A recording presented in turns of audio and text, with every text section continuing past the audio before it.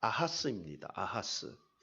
아하스는 이방 나라 사람들이 섬기는 이방 신에게 제사를 하고 하나님의 전에 그 기구들을 부수고 또 여호와의 전 문들을 닫고 다른 신에게 분향을 했습니다.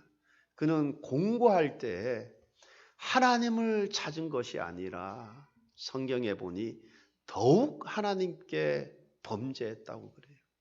하나님께서 그를 하나님께로 돌이키기 위해서 이런 방법 저런 방법으로, 그런데 그는 공고할 때 하나님을 찾은 것이 아니라 더욱 하나님께 범죄하였다 합니다. 그러니 당시 나라 형편이 어떠했겠습니까?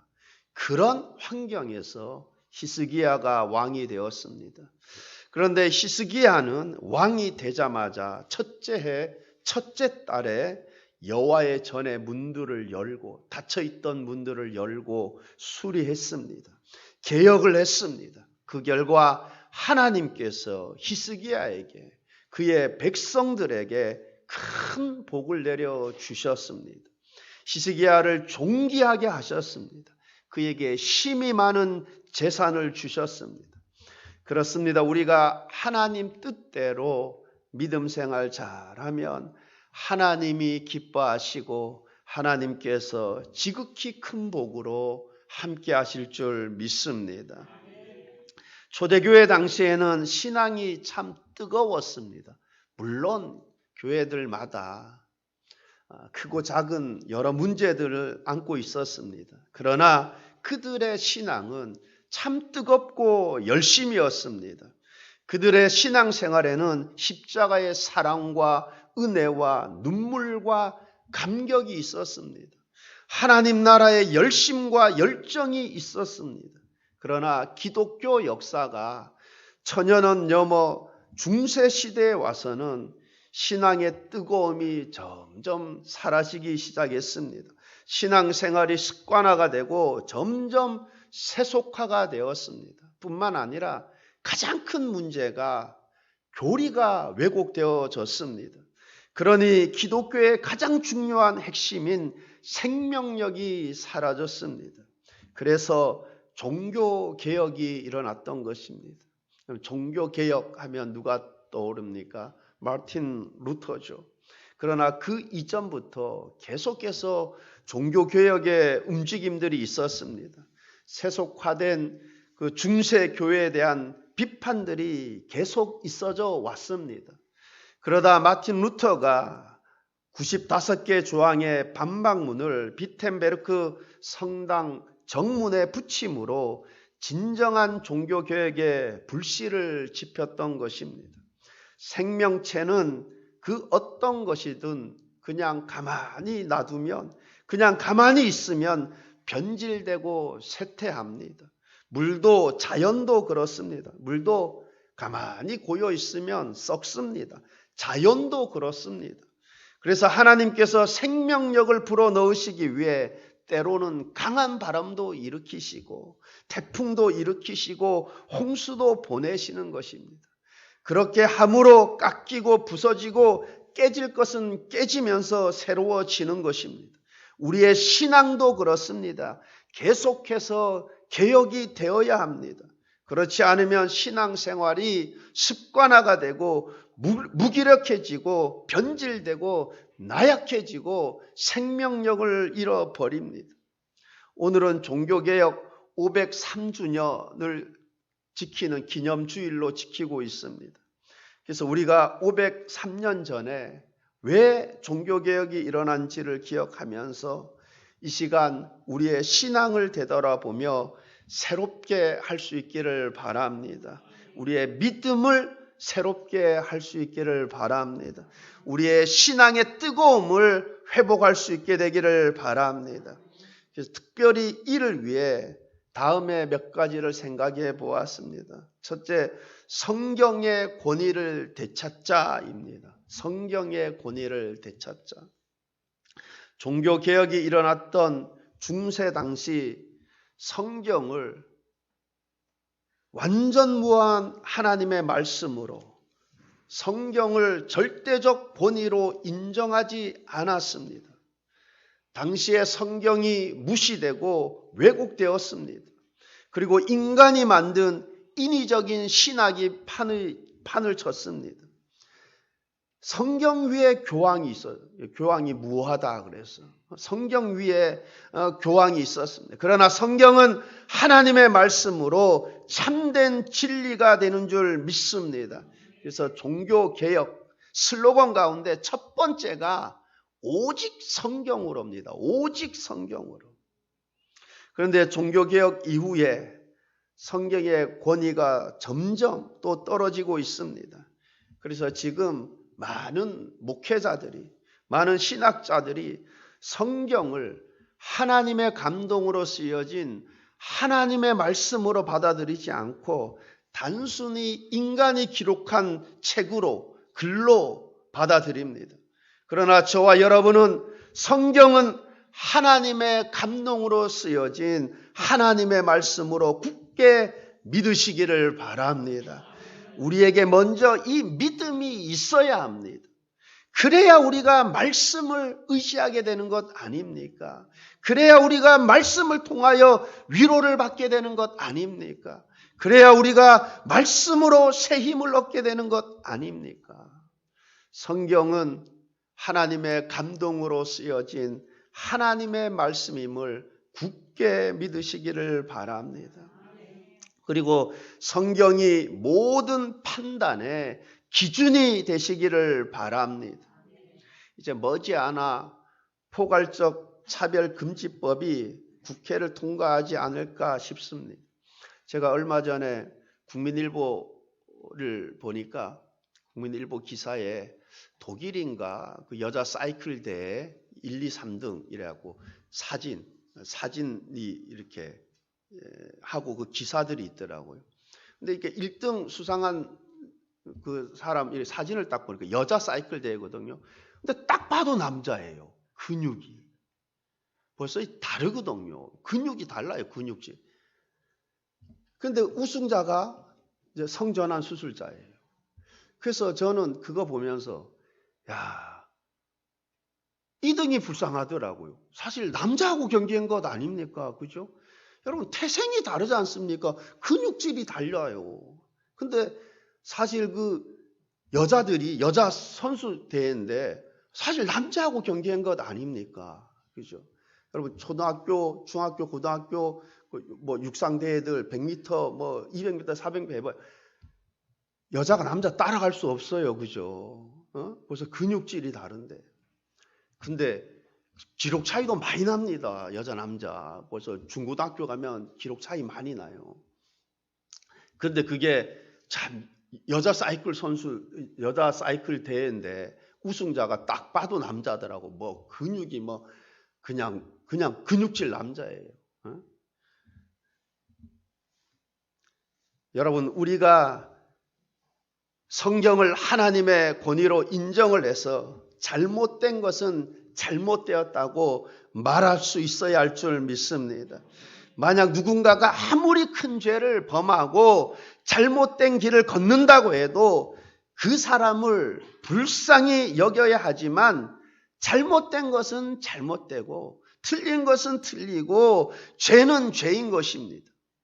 그리고 제가 포괄적 차별금지법에 대해서 아주 자세히는 알지 못하지만 그냥 딱 느껴지는 게 역차별 아닙니까? 역차별.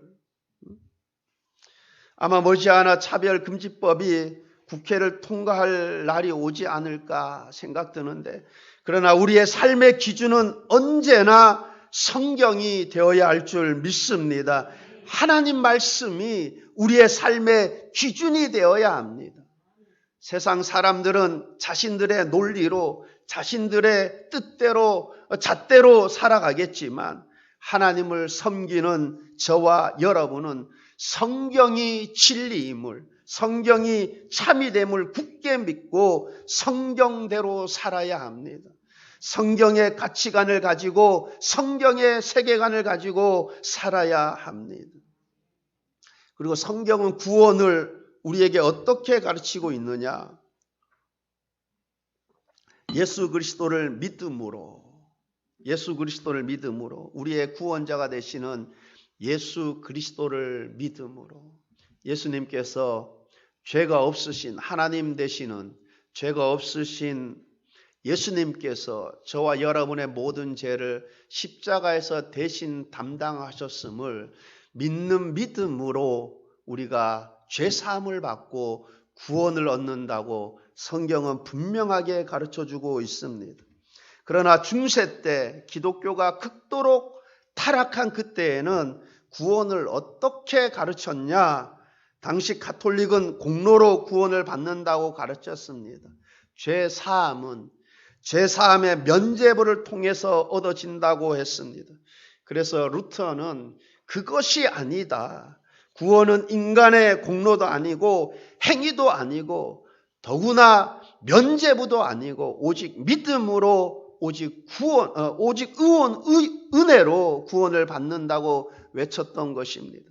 로마 천주교 기독교 기본 교리 문답 제2편 1장 112조를 보면 구원받기 위해서 믿기만 하면 넉넉합니까? 라고 묻습니다.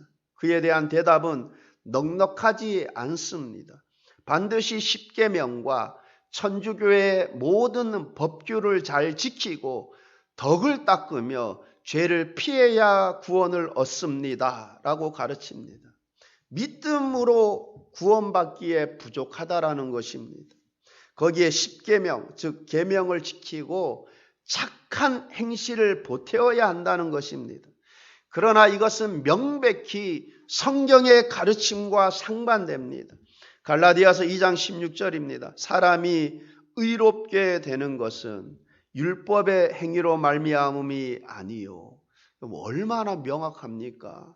사람이 의롭게 되는 것은 율법의 행위로 말미암음이 아니요. 오직 예수 그리스도를 믿음으로 말미암은 줄 알므로 우리도 그리스도 예수를 믿나니 이는 우리가 율법의 행위로서가 아니라 그리스도를 믿음으로써 율법의 행위로서가 아니라 그리스도를 믿음으로써 의롭다함을 얻으려 함이라. 율법의 행위로서는 의롭다함을 얻을 육체가 없느니라. 우리가 율법의 행위로서가 아니라 그리스도를 믿음으로써 의롭다함을 얻으려 함이라.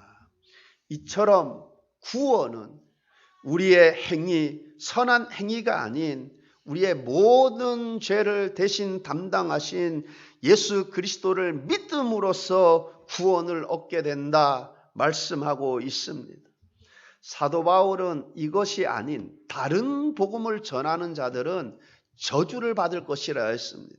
갈라디아서 1장 8절 보면 그러나 우리나 혹은 하늘로부터 온 천사라도 우리가 너희에게 전한 복음 외에 다른 복음을 전하면 저주를 받을지어다. 여러분, 다른 복음은 없습니다. 죄가 없으신 예수님은 하나님이세요. 성령으로 잉태되셨잖아요. 남자의 씨로 오지 않았습니다. 성령으로 잉태되었어요.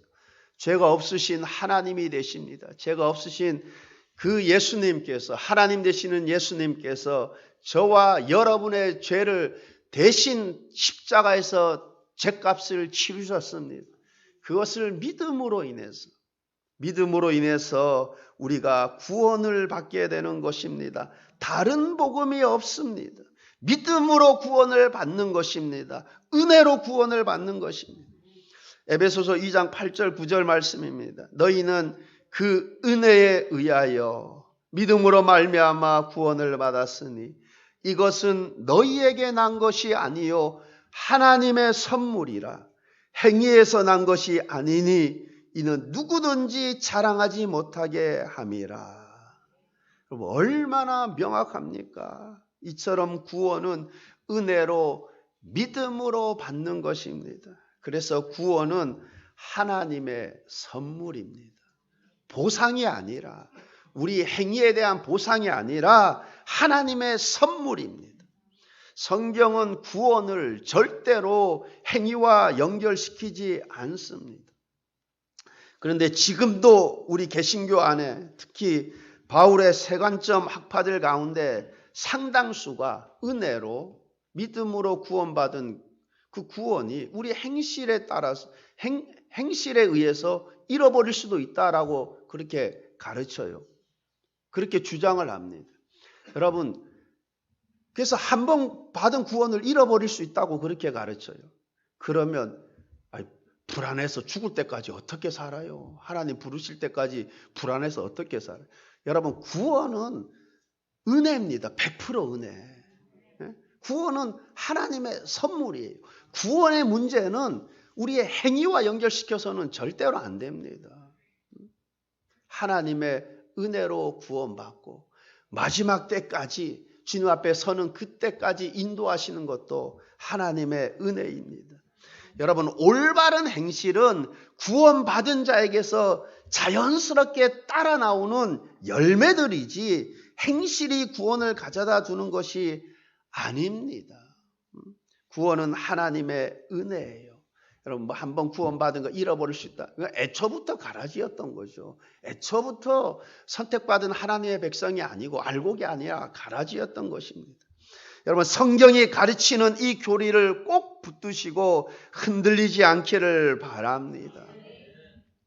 그리고 루터 당시 면죄부를 판매했는데 베드로 성당 건축을 위해서 기금, 모금을, 그러니까 그 성당이 100여 년 동안 계속, 성전 건축이 100여 년 동안 계속 이어져 온 거예요. 얼마나 화려하게 짓는지. 그러니까 그 기금 조성을 위해서 면죄부를 팔기 시작했던 거죠. 그런데 루터는 면죄부 판매를 반대하는 설교들을 했습니다. 그리고 그가 붙인 95개 반박문 조항 역시 이와 관련된 것이 많습니다. 대충 요약해 보면 면죄부를 판매하는 것은 잘못된 것이며 면죄부를 가지고 죄사함을 받을 수 없다. 죄사함의 권세가 교황에게 없다. 죄사함은 오직 하나님께 속한 것이다. 또한 면죄부는 연옥에 있는 영혼에 대하여 아무런 효력이 없다. 사죄에 필요한 것은 오직 회개요.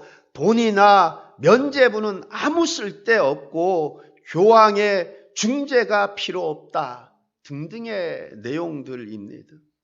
로마 가톨릭은 인간의 죄를 사해 주는 이가 교황이요 사제라고 합니다. 그들의 주장은 그리스도께로부터 자신들이 죄를 사할 수 있는 권한, 즉 사제권을 위임을 받았다고 주장을 합니다.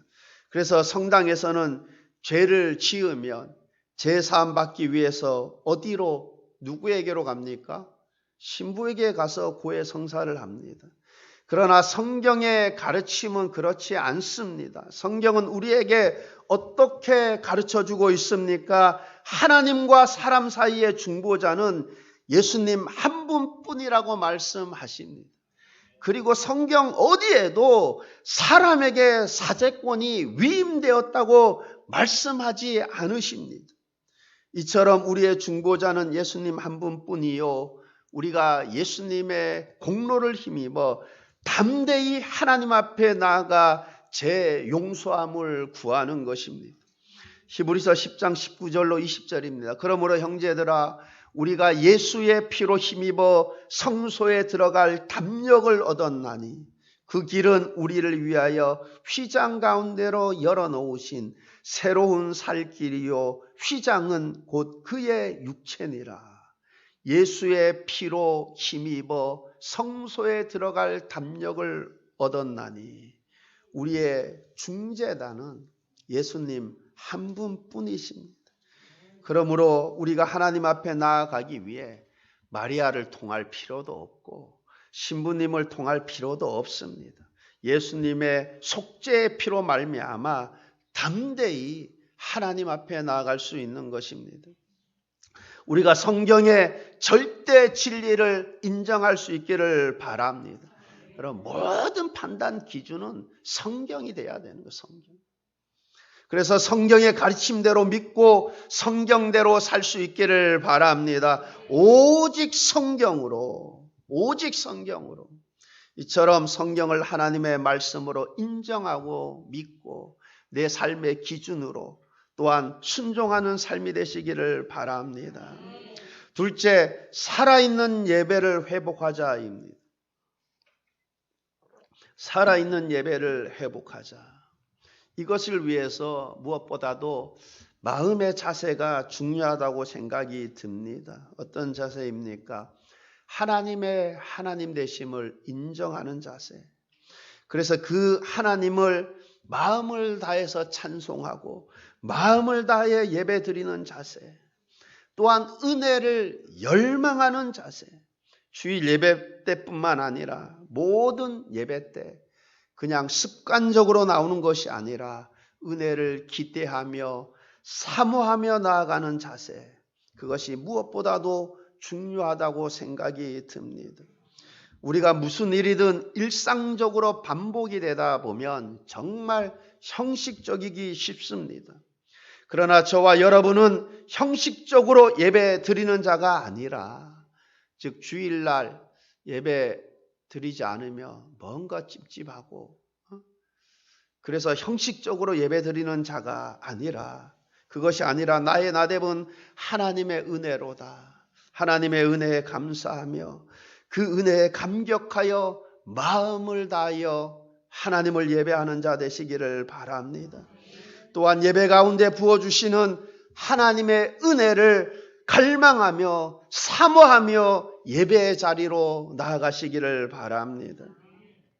특히 요즘 코로나 사태로 인해서 하나님의 백성들이 예배의 소중함을 잃어가고 있지는 않은지 염려가 됩니다.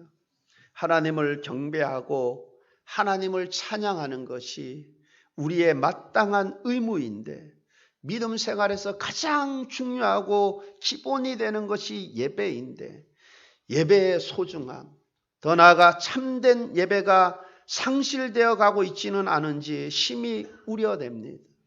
이제 정말 우리가 어쩔 수 없는 상황이 아니라면, 내가 어쩔 수 없는 환경에 놓여 있지 않다면, 내가 어쩔 수 없는 상황이 아니라면 여러분 예배의 자리로 나아가 예배를 드려야 할 줄 믿습니다. 이제 더 이상 코로나 핑계도 대지 말고 이런저런 핑계도, 물론 어떤 특별한 상황에 놓이지 않다면 우리가 예배의 소중함을 깨닫고 예배의 자리에 적극적으로 나와서 마음을 다해 정성을 다해 하나님을 예배함이 우리의 마땅한 의무가 되는 줄 믿습니다. 여러분, 실시간 온라인 예배는 내가 어쩔 수 없는 상황 속에서 드려지는 것이지, 기본적으로 예배는 하나님의 백성들이 한 자리에 모여서 마음을 다해 한 목소리로 하나님을 경배하는 것입니다. 교회의 여러 프로그램들은 부수적인 것입니다. 무엇보다도 예배가 소중하고 예배가 살아야 합니다. 신령과 진리 안에서 드려지는 예배, 하나님의 임재를 체험하는 예배가 중요합니다. 그렇습니다. 우리가 예배를 통해 하나님의 임재를 체험해야 합니다. 예배를 통해 말씀으로 역사하시는 하나님을 체험해야 합니다. 예배를 통해 성령의 위로하심과 충만하심을 체험해야 하는 것입니다. 예배가 살아야 합니다. 예배를 통해 하나님을 만나지 못하면 영혼이 메말라지는 것입니다. 그러므로 참된 예배를 회복하여 예배 가운데 임하시는, 예배 가운데 역사하시는 하나님의 위로하심과 충만하심의 은혜가 있기를 바랍니다. 교회는, 예배당은 천막으로 지어졌느냐, 아니면 벽돌로 지어졌느냐, 화려하고 웅장하게 지어졌느냐, 그것이 중요하지 않습니다. 물론 예배 시설이 좋으면 좋을수록 좋습니다. 그러나 예배가 살아 있어야 합니다. 가장 중요한 것이 무엇입니까? 예배가 살아 있어야 합니다. 드려지는 예배에 은혜와 감동과 눈물과 하나님의 임재와 기름 부으심의 역사가 있어야 합니다. 중세 교회 당시 예배당 엄청 웅장했습니다. 그런 예배당 짓기 위해, 교회 성당 짓기 위해 돈이 부족해서 면제부까지 팔면서 지었습니다. 그런데 그렇게 웅장하게 지으면 뭐합니까? 그 안에 진정한 살아있는 예배가 없고 하나님의 임재가 없고 눈물과 감동이 없다면 건물만 웅장하면 뭐합니까? 여러분, 예배가 회복되어야 합니다. 살아있는 예배, 감동 있는 예배, 하나님의 임재와 역사가 있는 예배가 회복될 수 있기를 바랍니다. 하나님은 일꾼보다 예배자를 찾습니다. 그러므로 우리는 먼저 참된 예배자가 되어야 합니다. 먼저 예배자가 되고 난 다음 일꾼이 되어야 합니다. 왜 그렇습니까? 충만하고 깊은 예배를 드리는 자가 참된 일꾼이 되기 때문에 그렇습니다. 그렇지 않으면 문제만 일으키는 일꾼이 되는 것입니다. 그래서 하나님은 일꾼보다 먼저 예배자를 찾습니다. 그러므로 참된 예배의 회복이 있기를 바랍니다. 셋째, 기도를 회복하자입니다. 성경은 기도의 중요성을 끊임없이 말씀하고 있습니다. 예수님께서 기도의 모범을 보이셨습니다. 사도 바울 역시 기도의 사람이었습니다. 그가 쓴 서신들을 자세히 읽어보면 그가 얼마나 기도의 사람이었는지를 우리는 쉽게 발견할 수 있습니다. 그렇게 기도의 사람이었던 사도 바울이 무엇이라고 우리에게 권면을 줍니까? 쉬지 말고 기도하라. 쉬지 말고 기도하라. 그러므로 범사의 모든 일에 하나님께 구하고 하나님 의지하시기를 바랍니다. 우리가 조금만 곰곰이 생각해 보면 하나님께 구하고 하나님 의지하지 않을 수가 없습니다. 우리가 조금만 곰곰이 생각해 보면 내가 하나님께 구하고 하나님 의지하지 않을 수가 없어요. 우리 인간은 얼마나 연약합니까? 당장 한 치 앞도 내다볼 수 없는 것이 우리 인간 아닙니까? 무엇을 스스로 해낼 능력도 우리에게 없습니다. 내가 이만큼 살아가고 있는 것도 하나님의 은혜입니다. 내 자신의 것들이 아닙니다. 이렇게 연약한 것이 우리 인간입니다. 그렇다면 우리의 삶을, 우리의 인생을 우리가 하나님께 의탁하고 겸손히 하나님의 인도하심을 구하며 살아야 하지 않겠습니까?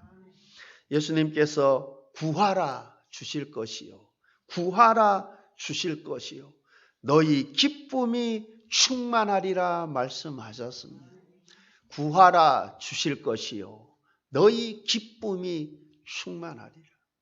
그럼 제가 하는 말이 아니라 예수님께서 성경을 통해서 설교자를 통해서 말씀하시는 거죠. 구하라 주실 것이요, 구하라 주실 것이요, 너희 기쁨이 충만하리라. 내가 구한 것들을 받음으로 인해서 기쁨이 충만하니라 말씀하십니다. 여러분, 그러니 구해야 하지 않겠습니까? 시편 5편 3절 말씀입니다. 여호와여, 아침에 주께서 나의 소리를 들으시리니 아침에 내가 주께 기도하고 바라리이다. 아침에 내가 주께 기도하고 바라리이다. 다윗의 이런 결심이 우리에게도 있기를 바랍니다. 아침에 내가 주께 기도하고 바라리이다. 여러분, 기도하는 것을 듣고 응답하심을 믿는 믿음 가운데 기도하니까 기도하고 잊어버리는 것이 아니고 뭐요? 응답을 기다리는 것이요. 내가 주께 기도하고 바라리이다. 너희가 얻지 못함은, 너희가 받지 못함은 구하지 않기 때문이라고 말씀하셨습니다. 구하셔서 구하는 모든 것들을 받아 그 기쁨이 충만하시기를 축원합니다. 그러니까 우리가 이렇게 개인적으로 기도하는 것 중요합니다. 개인 기도 중요해요. 그죠? 여러분, 쉬지 말고 기도하라는 말씀은 내 삶 전체를 하나님께 의지하라는 거죠. 여러분, 내가 개인적으로 기도하는 것 참 중요하지만 또 우리가 합심해서 기도하는 것 중요해요. 여러분, 120문도가 모여서 합심해서 기도했잖아요. 그죠? 그러니까 우리가 개인적으로 기도하는 것도 중요하고 또한 뭐예요? 우리가 모여서 함께 합심해서 기도하는 거 중요해요. 그래서 시간 되시는 분들, 상황이 되시는 분들은 오전 10시 반에 또 기도회를 하니까 또 모여서 함께 기도하고 또 금요 기도회 때 나와서 우리가 합심으로 기도 제목을 놓고 합심으로 기도하는 것 참 유익하고 좋습니다. 가능하면 참석하셔서 기도의 자리에 참석하셔서 함께 기도하는 은혜가 있기를 바랍니다. 지금 코로나로 인해 한국 교회 전체가 기도가 많이 침체했습니다. 제가 최근에는 천보사 기도원이나 갈매산 기도원 가보지는 않았지만은 예전에 작년만 해도 제가 가보니까 사람들 많이 모여서 기도하던데 지금은 안 가봤지만 그렇지 않을 거예요. 그죠? 2.5단계에서는 10명 미만, 집회 10명 미만. 근데 2단계에서는 50명 미만 하니까 되겠습니까? 그죠? 그걸 떠나서도 요즘 시기적으로 잘 안 가려고 할 거 아니에요. 여러분, 한국 교회가 무엇보다 기도가 회복되어야 할 줄 믿습니다. 기도가 회복되어야 믿음도 회복되고 삶도 회복되고 형통케 되는 복을 받게 되는 것입니다. 기도를 회복할 수 있기를 바랍니다. 오늘 종교개혁 주일을 맞이해서 우리가 우리의 신앙을 되돌아보면서 말씀에 비추어 잘못된 것이 있다면 개혁해야 합니다. 말씀대로 개혁해야 합니다. 그래야 하나님이 기뻐하시는 믿음 생활을 할 수 있게 되는 것입니다. 여러분, 무엇보다도 성경을 하나님의 말씀으로 참임을, 진리임을 굳게 믿으시기를 바랍니다. 세상이 어떤 법을 정하더라도 그 인간의 머리에서 나온 것들 아닙니까? 그죠? 여러분, 진리는 성경이에요. 성경은 하나님의 말씀임을 굳게 믿고 여러분, 모든 판단 기준은 성경입니다. 성경을 하나님의 말씀으로 굳게 믿으시기를 바랍니다. 그리고 예배를 온전히 회복할 수 있게 되기를 바랍니다. 예배를 통해서 우리가 하나님을 만나는 거예요. 예배를 통해서 하나님의 음성을 듣게 되는 것이고 예배를 통해서 역사하시는 성령의 위로하심을 받게 되는 것이고 예배를 통해서 새 힘을 얻게 되는 것이고 예배를 통해서 응답을 받고 예배를 통해서 삶이 회복되는 것입니다. 여러분, 참된 예배, 살아있는 예배를 회복할 수 있게 되기를 바랍니다. 그리고 기도를 회복할 수 있기를 바랍니다. 기도를 쉬지 말고 기도하라. 우리는 참 연약한 인간이에요. 여러분, 기도 회복할 수 있기를 바랍니다. 그래 하나님 뜻대로 하는 믿음 생활, 하나님 기뻐하시는 믿음 생활 하시기를 바랍니다. 그래서 하나님이 여러분, 나 믿음 있다고 신앙생활하는 사람들 얼마나 많아요. 그죠? 여러분, 성경에도 보면 하나님의 백성들, 구약 하나님의 백성 보면 하나님의 백성들 얼마나 많아요. 그러나 하나님께서 다윗은 내 마음에 합한 자라 그랬잖아요. 예? 여러분, 정말 성경대로 믿음 생활해서 하나님이 기뻐하시는 참 하나님 마음을 시원케 해드리는 참 하나님이 자랑하고픈 그런 성도 다 되시기를 우리 주님의 이름으로 축원합니다. 기도하겠습니다. 좋은